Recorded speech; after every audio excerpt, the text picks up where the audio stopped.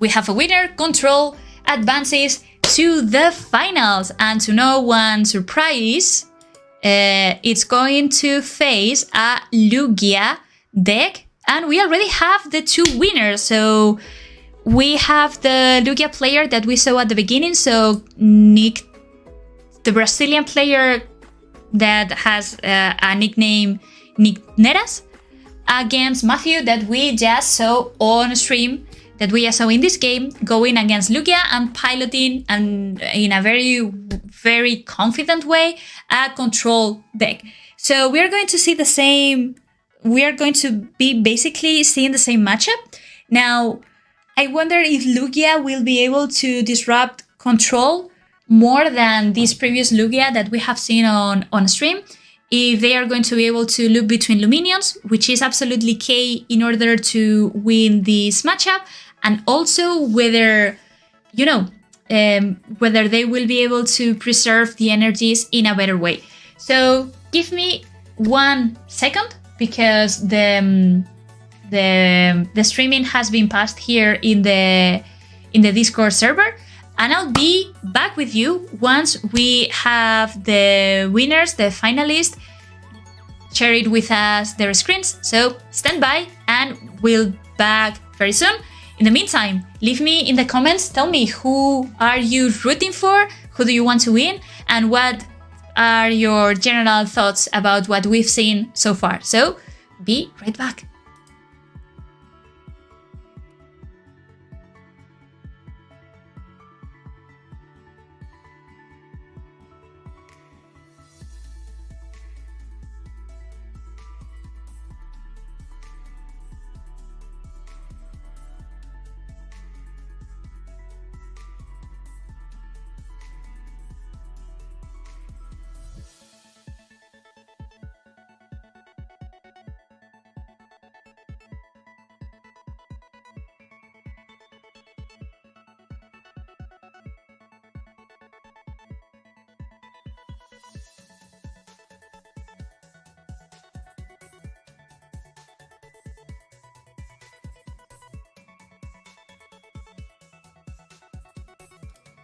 Okay, and there we are with the finals. The finals are here. So Lugia against Control.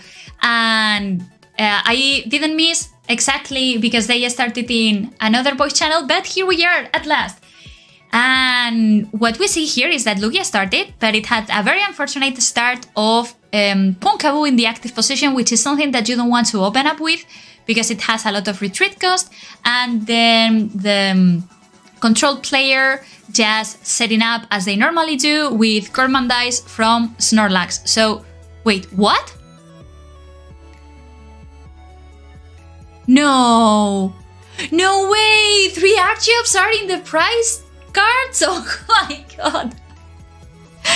Oh my god! That reminds me of the times where I used to play Greninja Break. I don't know, guys, if you played during that time, but Greninja Break was basically a really good deck, but most of your Frogaviers were always there. Oh my god, so if going against Control is challenging enough, now this is going to make it almost, I don't want to say impossible, but almost impossible.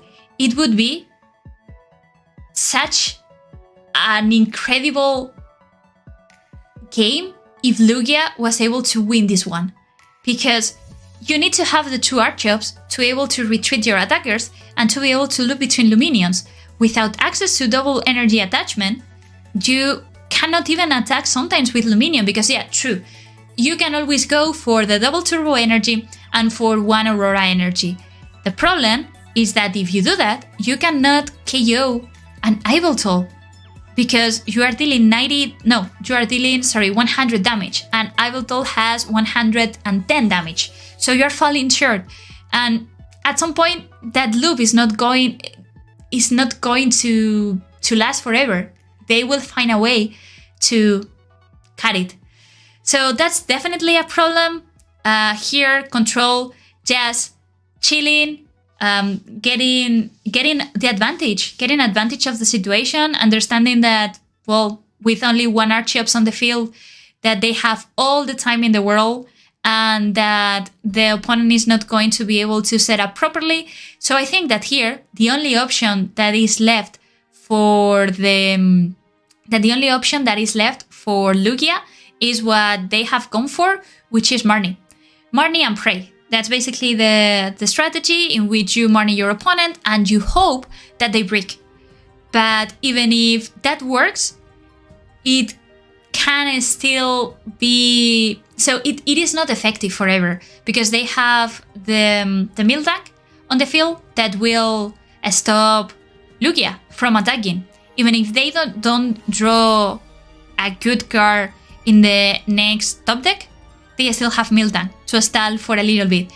But if they decided to promote Yveltal into the active position, I would imagine that it is because either they have a Thornton or because they have an energy and they want to get rid of some cards from the opponent's Lugia.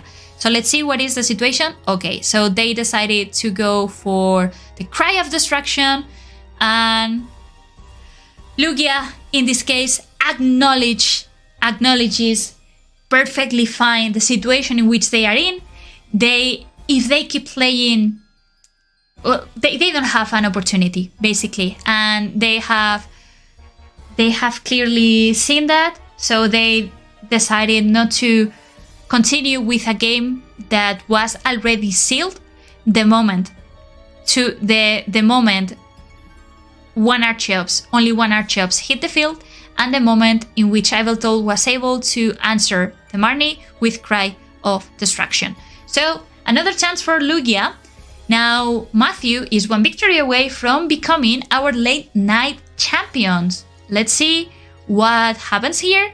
But Lugia is going to start, and of course you want to start with something that either retreats for one energy, or with a Lugia, or with a Luminion. Luminion also works.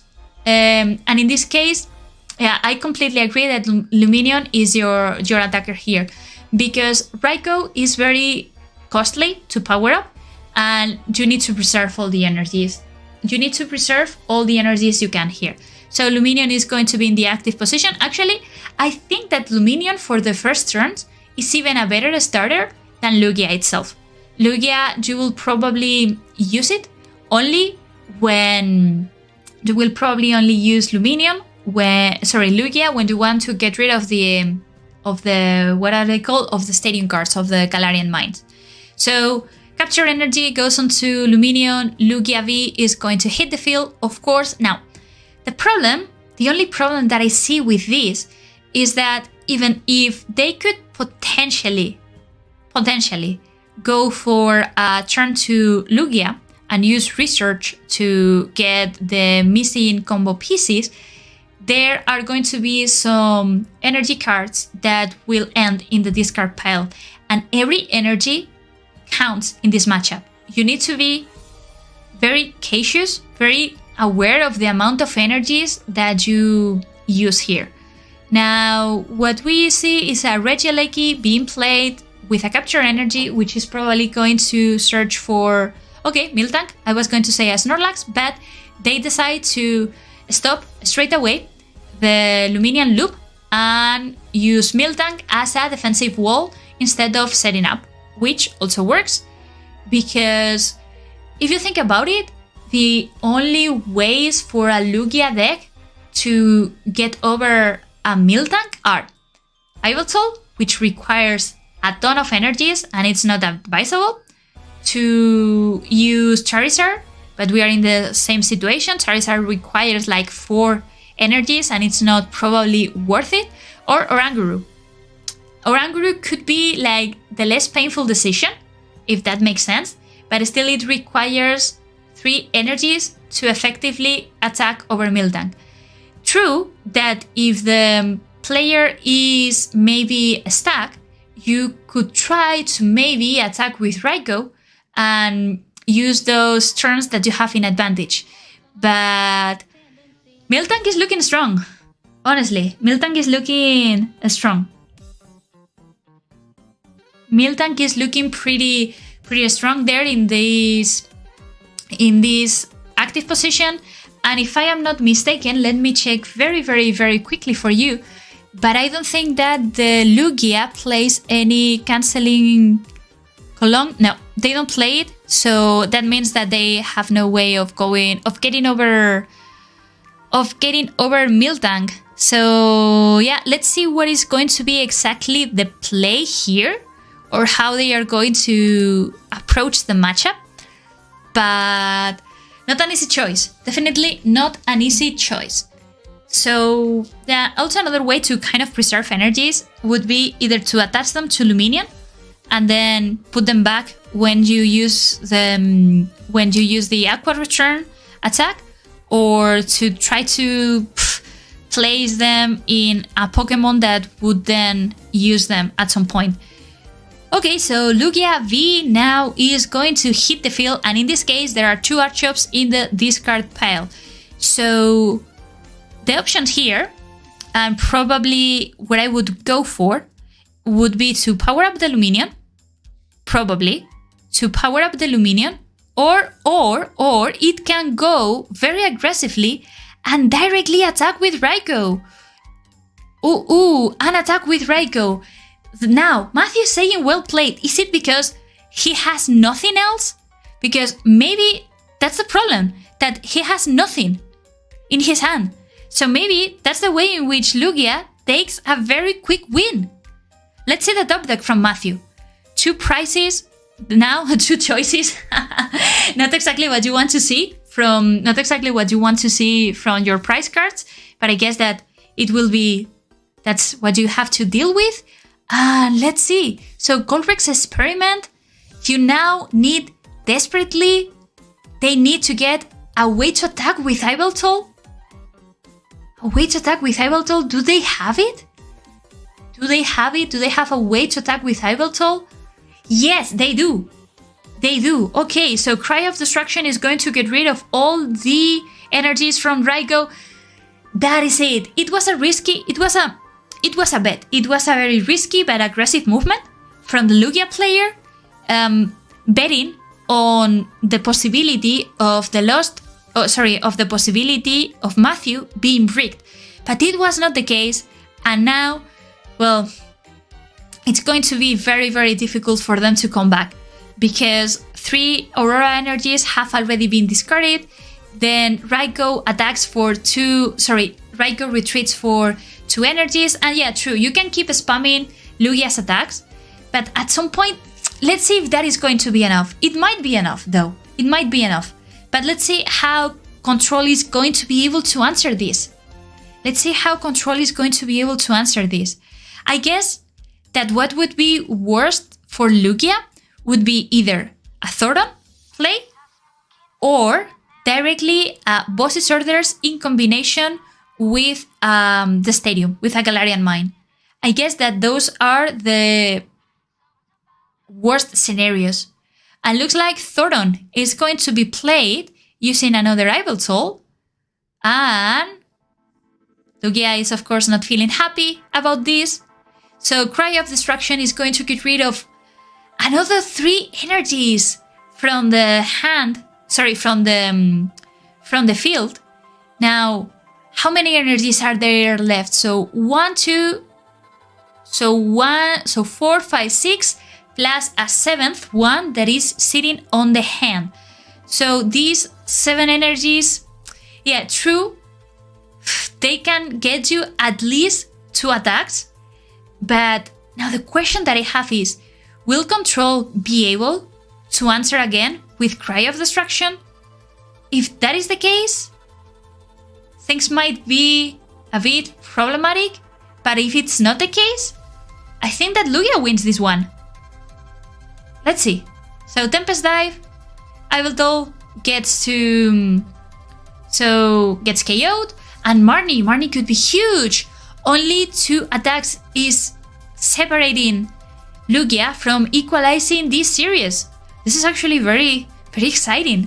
I honestly don't know exactly who's going to win, because the player Control player has not been able to properly set up, as in the previous game where they had like 4 Yveltals in the bench. So now that's what they needed to do, electromagnetic radar, and try to force the opponent to waste energies retreating something. But they still have the energies enough to do that. So in fact, let's see what happens here. A possibility, there are no ways for, no, they even run Birdkeeper. So Oranguru needs to retreat manually, or either that or attack. Oranguru could potentially attack, attaching itself the remaining powerful energies and get the KO on Regieleki. That's something that can happen. However, if the opponent then, if Matthew has the possibility of getting another Cry of Destruction, things are not going to look great. But there is Marnie, and Marnie can change everything. Oh my god, I think I'm screaming. But because this is, wow, this is very nerve-wracking, and this is basically, that's it. Double GG. Well, there is still chances. There are still chances. So, if Iveldol gets a Cry of Destruction out, it wins. If they don't, it's Lugia who wins. So, did they get the energy? That's the question. Did they get the energy? Because if they got the energy, they won. If they don't, they lose. That's basically how this game works.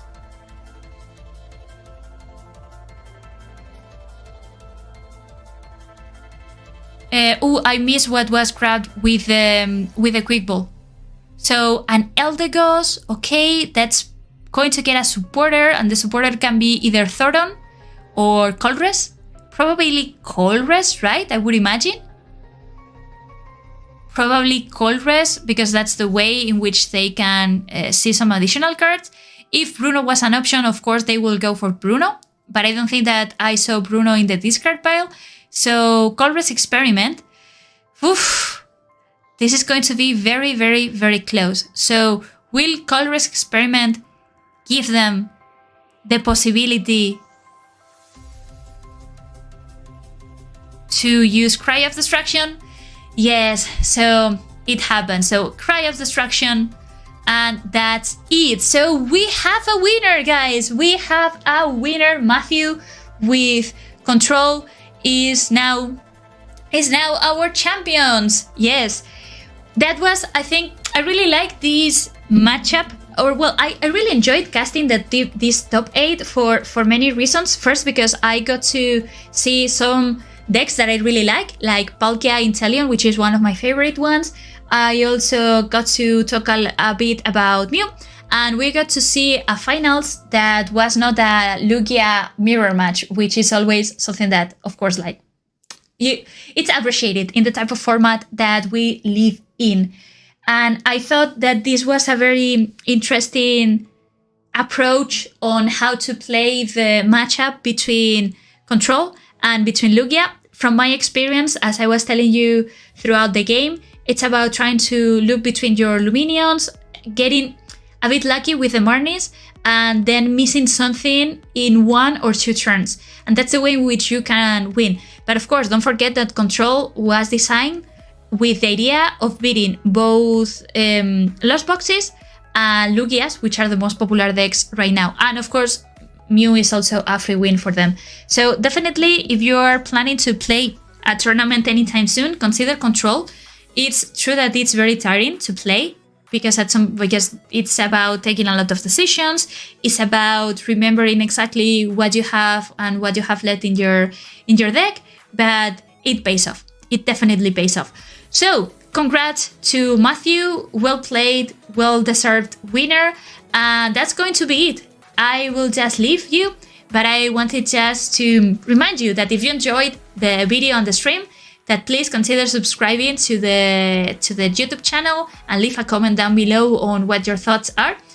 Also, that you can easily win a trip and other amazing prizes to Japan if you participate in the late night events that are free, and you can sign up on Limitless. We are currently hosting them on TCG online, but we will soon migrate to TCG Live.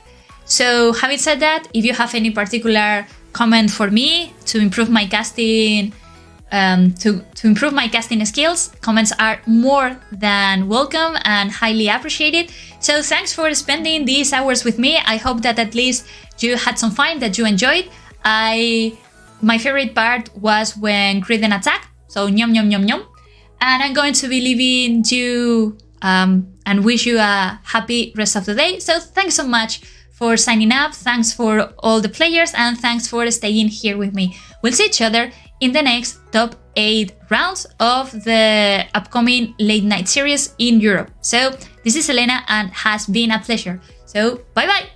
The Shuffle Squad is proudly sponsored by Atlas Collectibles, the best place to buy any trading card game product online. Visit atlastcg.com and at the checkout screen make sure to use code TSS12 to save an unbeatable 12% off your entire order. Atlas Collectibles will ship your product anywhere in the world, so make sure you're taking advantage of the 12% savings with TSS12. And if Pokemon is not your thing, don't worry. Go to atlastcg.com and see all the other amazing trading card game products they have there to offer.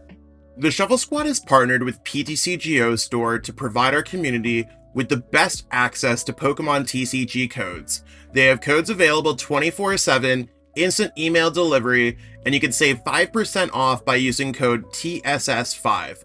If you're a YouTube member or Patreon supporter, you'll have access to a special code that gets you 10% off. So what are you waiting for? Use code TSS5 today and save 5% on your next order of codes on any codes available at ptcgostore.com. Are you trying to be the best like no one ever was? Now is your time. Head on over to metafy.gg and search out all our amazing Pokemon TCG coaches where you can book all sorts of training plans ranging from deck help to full season sessions with your favorite coach. What a great way to up your game. Check out metafy.gg in the description below and take your game to the next level. Challenge yourself against trainers from around the world to compete for the biggest online prizing yet. Are you ready for an unbelievable tournament unlike anything else you've ever seen before? The Shuffle Squad is proud to announce our newest tournament series, the Late Night Events, with an amazing grand prize that's bound to have you excited. Players can compete via play.limitless.tcg.com's online tournament platform every Tuesday to get a chance to earn weekly prizes. And every week, your placement in the tournament is tallied by points based on your best finishes to earn your rank for the Late Night Invitational event. The series will be conducted starting February 7th of 2023 and carry all the way through to the Invitational on July 9th of 2023, where the top players will be rewarded the grand prizing. And the grand prize is a signed jersey and photo op with the entire Shuffle Squad, as well as a fully paid trip to the Pokemon World Championships in Yokohama, Japan. This includes hotel and airfare, whether you're a player or a spectator. Don't forget to check out all the live coverage on our YouTube and Twitch channel of the top cuts of these events for every week.